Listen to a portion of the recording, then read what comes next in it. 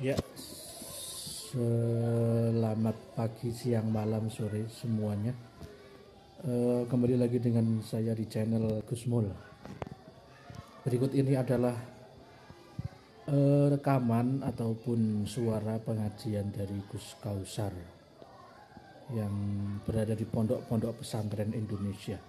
Ya, semoga kita semua bisa mendapatkan berkah pengajiannya maupun ilmunya, dan semoga bermanfaat untuk kita semua. Amin amin ya rabbal alamin. Selamat mendengarkan, dan jangan lupa untuk like, subscribe, dan komen ya teman-teman, dan juga share ke teman-teman kalian biar kita lebih semangat lagi untuk uploadnya. Oke, terima kasih banyak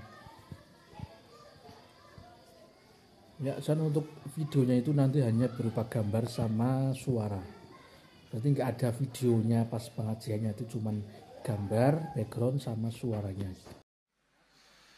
سيدنا ومولانا محمد ابن عبد الله من اصطفاه واجتباه للنبوة ورساله على آله وصحبه ومن والاه أما بعده لا حول ولا قوة إلا بالله. سادة الكرماء،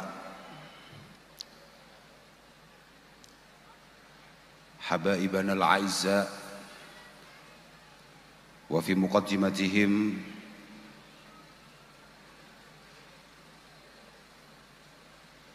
شيخنا ومربي أرواحنا الحبيب لطفي بن علي بن هاشم بن يحيى، وابنه المكرم الحبيب زين العابدين،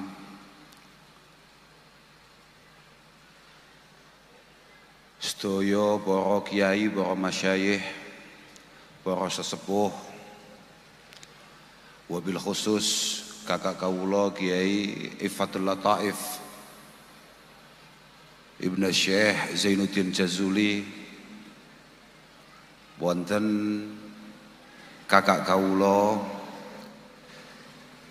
yang juga Ketua PJNU Kabupaten Kediri Kiai Haji Muhammad Ma'mun. Ini nama terbaru setelah jadi Ketua PJ. Kemudian ada saudara kami dari Lirboyo, dari pondok pesantren terbesar di Nusantara ini, yang semoga keberkahannya benar-benar bisa kita rasakan sebagai warga Kediri, baik kabupaten dan kota. Bang Iing, jenengmu ki sapa? Lali aku. Aku lali. Jenengmu Melvin sapa, lali aku. Wis niku mawon. Pokoknya namanya Bang Iing, saya lupa namanya Bang. Namanya Mas Melvin. Iya. Melvin Zainul Ashikin. Melvin Zainul Ashikin. Zainul Ashikin itu adalah perhiasan para perindu, orang-orang yang diliputi rasa rindu. Yang sangat kami banggakan Mas Bupati dan segenap para jajaran, segenap punokawannya, ada dari teman-teman TNI Polri, ada Pak Dandim, ada Bapak Kapolres, yang semoga selalu dimudahkan perjuangan dan pengabdiannya di Kabupaten Kediri ini. Semua hadirin hadirat yang semoga benar-benar dirahmati oleh Allah Subhanahu wa taala, khususnya teman-teman Zahir Mania. Kami ditimbali ke sini, dipanggil ke sini dalam rangka untuk hormat Al-Habib Lutfi, dengan penuh harap bisa sungkem beliau, bisa sowan kepada beliau, kemudian mendengarkan dawuh-dawuh beliau, arahan-arahan beliau sebagai guru, sebagai orang tua, sebagai pembimbing kami, sebagai cantolan kami fiddin wa dunya wal akhirah. Namun karena keadaan beliau tidak bisa membersamai kita. Tapi alhamdulillah tadi sudah sama-sama kita dengar wasiat-wasiat beliau, dawuh-dawuh beliau, mauidhah beliau. Semoga beliau benar-benar diberi kesehatan yang prima oleh Allah Subhanahu wa taala, dipanjangkan usianya dalam rangka njimati, dalam rangka nunggoni kita semua. Dan tidak hanya beliau Habib Lutfi saja, tapi kita semua berharap semoga para masyayikh kita, para guru-guru kita, para habaib kita semoga selalu mendapatkan kesehatan, penjagaan, pertolongan dari Allah Subhanahu wa taala. Jadi saya kesini itu sebetulnya keinginan saya hanya pengen sungkem Mbah Habib Lutfi, dan kemudian ya pengen foto sama jenengan itu loh, Bib. Saya itu pede sekali, cuman kalau ketemu jenengan agak turun kepedean saya. Ya, jadi jenengan itu ya hanya menang darah saja sebetulnya jenengan sama kita itu. Sebetulnya iya, Bib. Kita ini kalau sudah duduk bareng ya tidak terlalu kalah, tapi setelah saya amati memang darah kita berbeda. Ya sudah, tidak apa-apa. Yang penting moga-moga jenengan tetap ingat saya, ingat kita semua, baik di tempat ini, malam ini, sampai besok di hadapan Allah Subhanahu wa taala. Wah, Pak Ketua PC wis salaman-salaman ngono bahaya.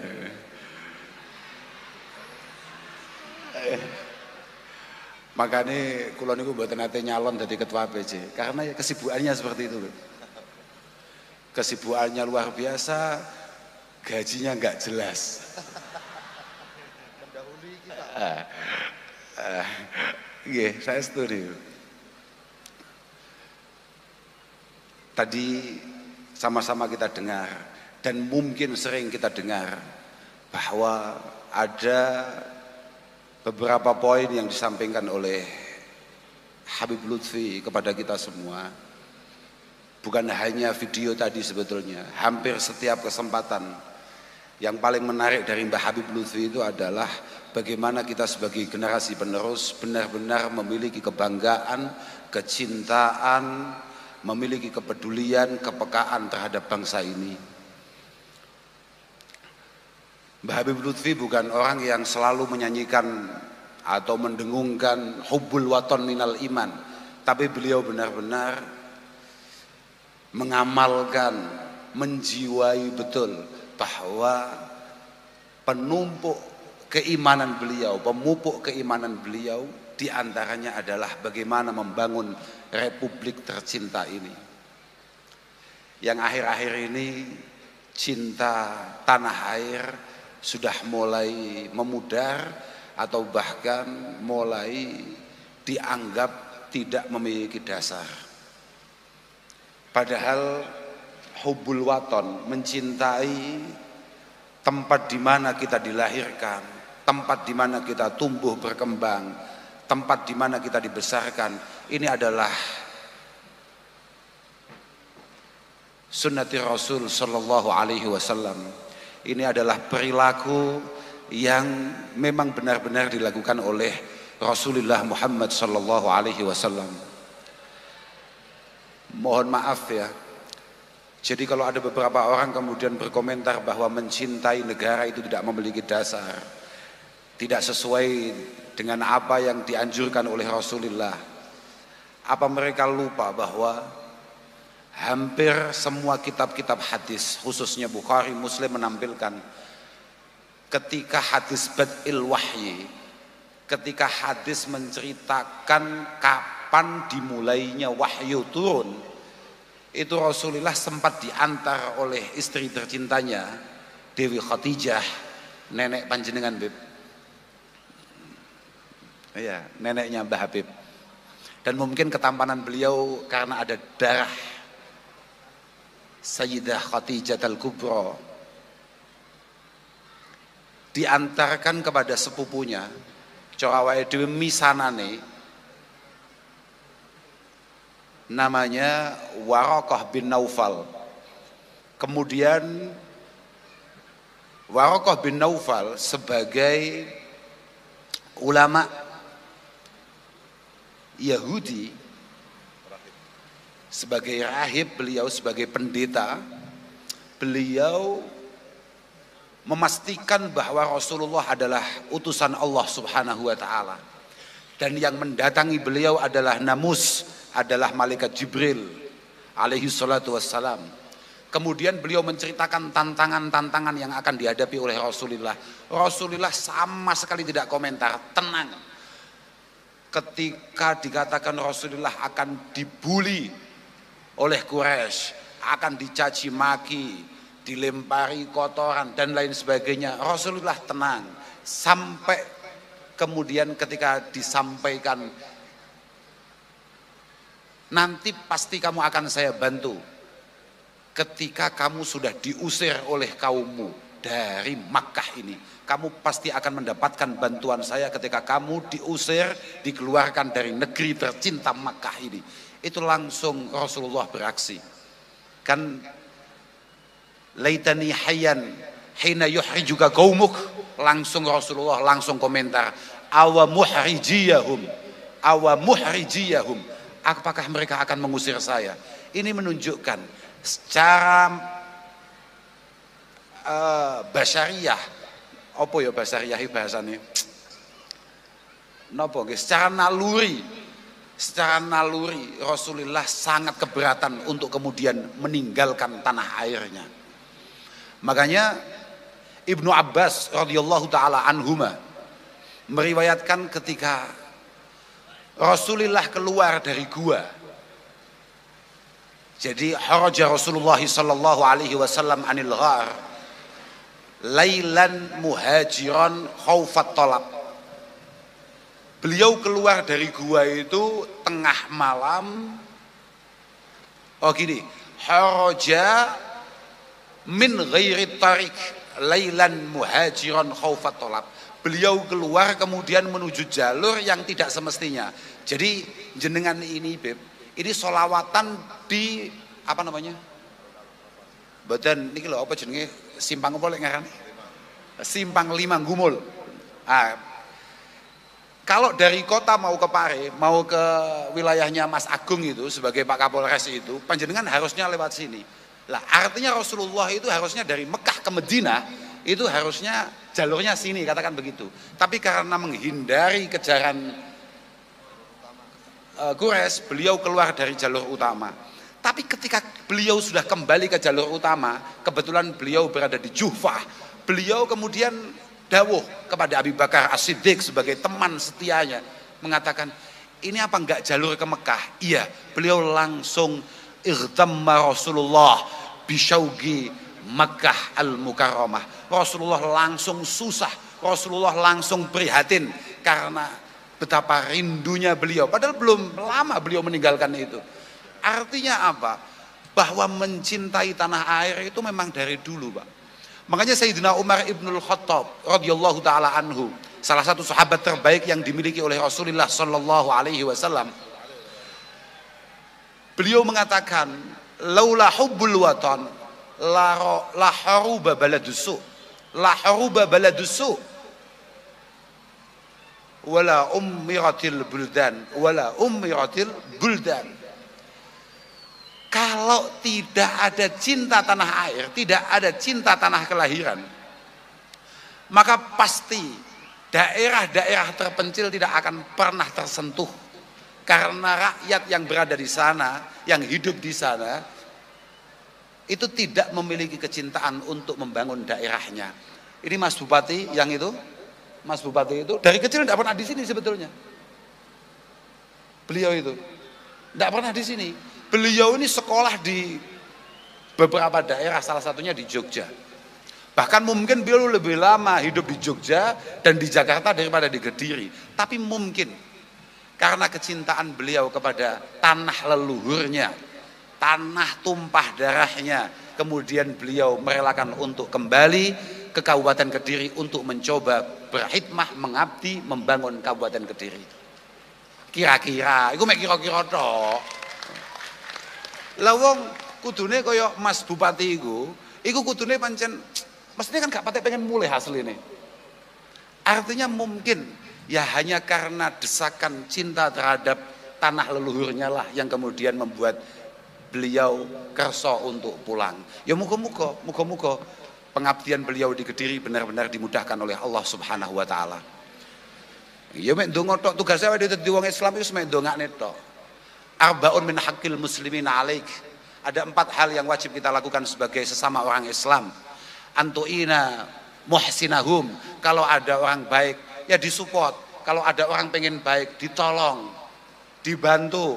Wa antastaghfira limudznibihim, wa antastaghfira limudznibihim. Kalau ada orang yang melakukan dosa, kalau memang kita benar-benar santri, kita benar-benar orang Islam, kita benar-benar ahbabul Mustafa, ya maka kewajiban kita adalah memintakan ampun kepada mereka yang masih ditakdirkan melakukan dosa.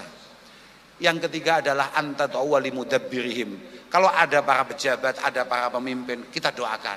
Makanya kita selalu doakan Bapak Bupati, Bapak Kapolres, Bapak Dandim, dan yang lain. Semoga benar-benar diberi kekuatan zahir batin oleh Allah Subhanahu wa taala. Nggih lah. Pun toh, doa ini penting sekali karena ya hanya itu yang bisa kita bantukan kepada beliau-beliau. Semoga benar-benar beliau ini memiliki niatan yang baik untuk Kabupaten Kediri. Sebetulnya tolak ukurnya mudah. Pak Bupati ini benar-benar mencintai Kabupaten Kediri atau tidak, itu tolak ukurnya mudah. Kalau memang kita semua ini merasa nyaman, merasa tenang akan kepemimpinan beliau, insya Allah beliau memang benar-benar baik niatnya dalam berkhidmah. Karena lau sahat niyatul hukam labadzala wus'ahu li salahil anam. Lau sahat niyatul hukam, kalau memang dari awal Mas Dito datang dari Jogja, dari Jakarta dengan segala kemapanannya untuk kemudian berkhidmah di Kabupaten Kediri, kalau memang niatannya benar, dia pasti akan labadzala wus'ahu li salahil anam. Dia akan menghabiskan segala energinya untuk kebaikan Kabupaten Kediri dan rakyat Kediri. Itu pasti. Kalau tidak ya berarti memang dari awal Mas Dito memang masalah loh. Tapi insya Allah dengan apa yang beliau tampilkan, insya Allah niatnya baik. Semoga selalu diberi keistiqomahan oleh Allah Subhanahu wa taala. Kula ki mboten patek ngerti, kula mboten patek paham, Bib. Kanten Mas Dito niku daleme mriki, kula niku masih wong Kediri tapi kan kula tiyang desa, Bib. Kula niku kan adoh, keng mriki niki nggih adoh. Adoh, pokoke adoh, Bib. Nggih unda-undi kali Pekalongan lah. Sama-sama jauh kita ini. Makanya nek mungkin misalnya bayarannya mboten patek podo, kula mesti protes, kula yakin kula. Kula jelas protes nek kula. Lah, yang kedua, Mbah Habib Lutfi menekankan kepada kita bahwa kita harus selalu mencintai para pendahulu kita, khususnya para ulama-ulama kita, para habaib-habaib kita. Penting nih. Kula niku tasik wingi sonten, Bib. Teng Kediri kota nih, mboten wilayah Mas Bupati nih.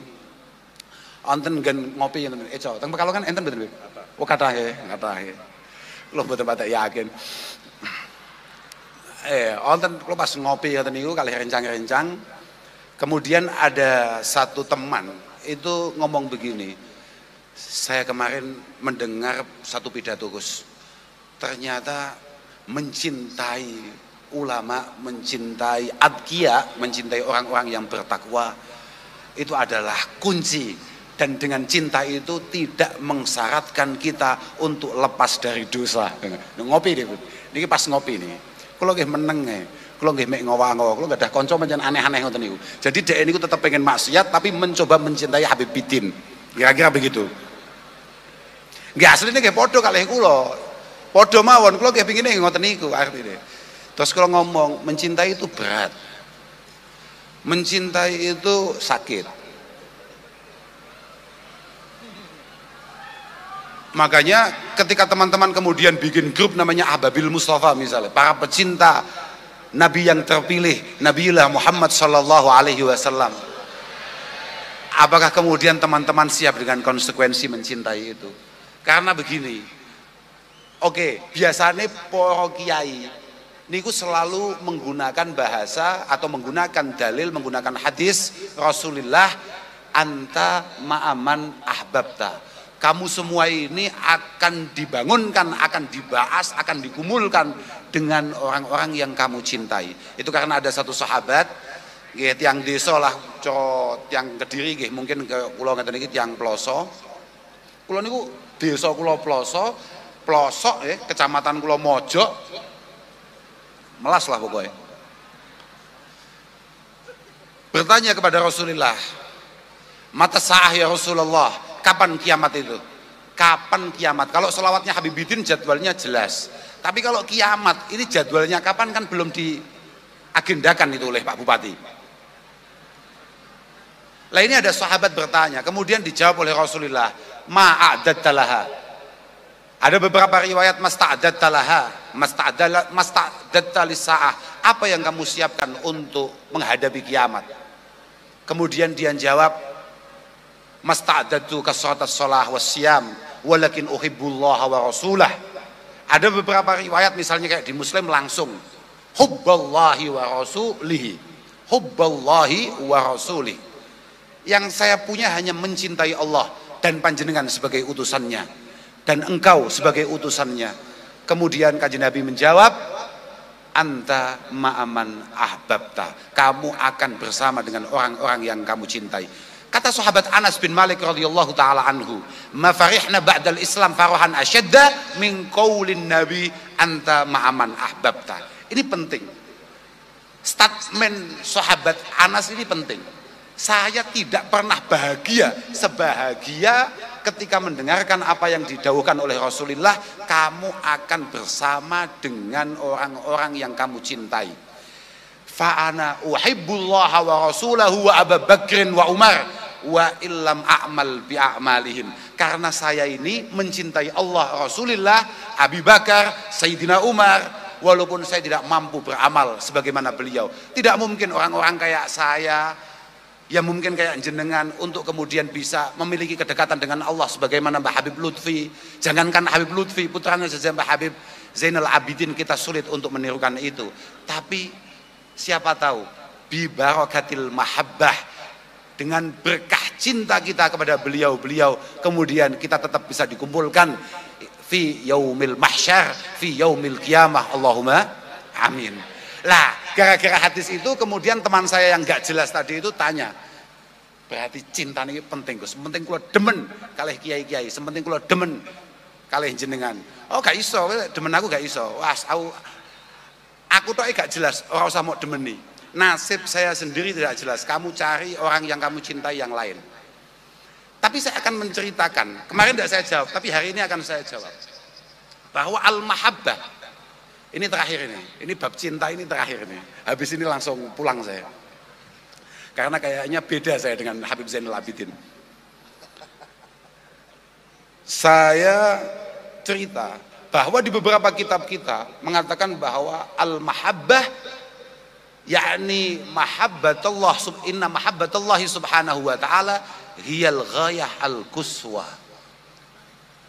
Cinta kepada Allah ini adalah ujung minal maqamat, dari semua makam,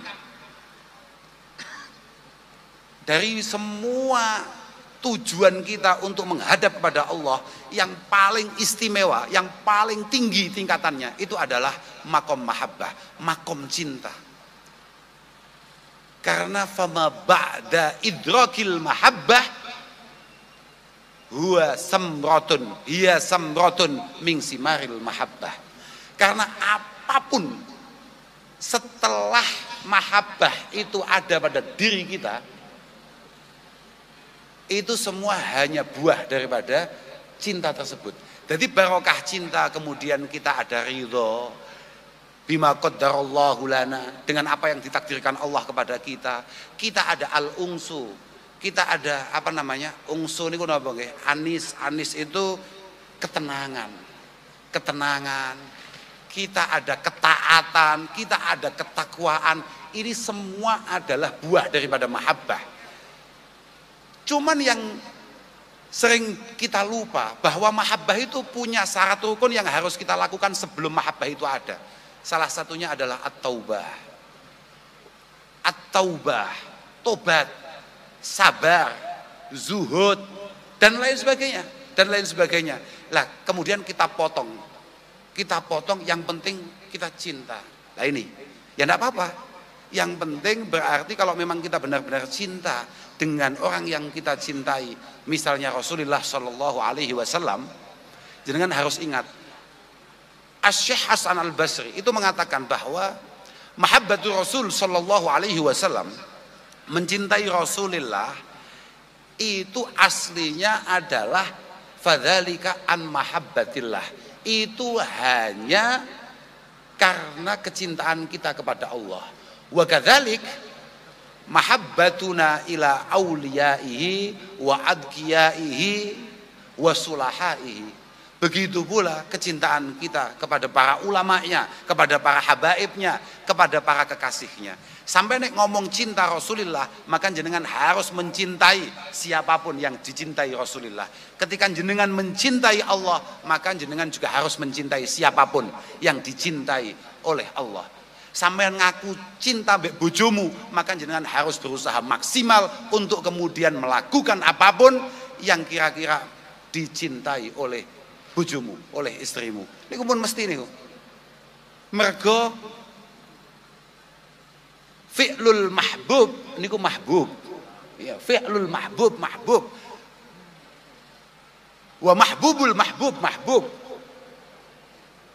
Perilaku orang yang kita cintai itu adalah dambaan kita, dan yang dicintai oleh orang yang kita cintai itu adalah yang kita cintai pula. Allah mencintai ulamanya, Allah mencintai habaibnya, maka kita sebagai hambanya yang mengaku mencintai Allah juga harus mencintai itu. Semoga cinta kita benar-benar dipupuk dengan baik oleh Allah Subhanahu wa taala, dan semoga bi barakatis shalah ala Nabi sallallahu alaihi wasallam Kabupaten Kediri dan sekitarnya benar-benar mendapatkan penjagaan dari Allah.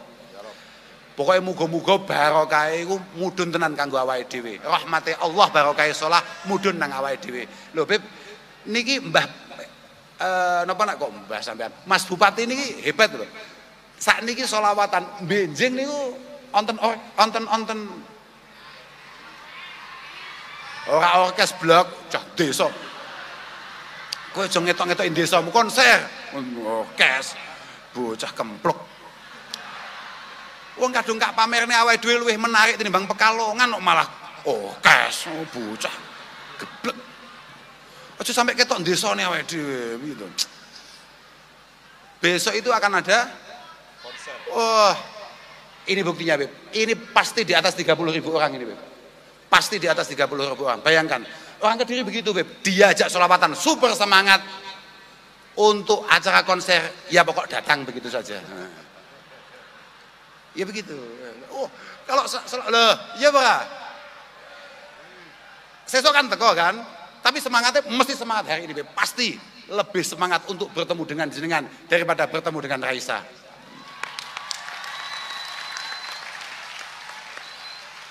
Ya Pak. Stop.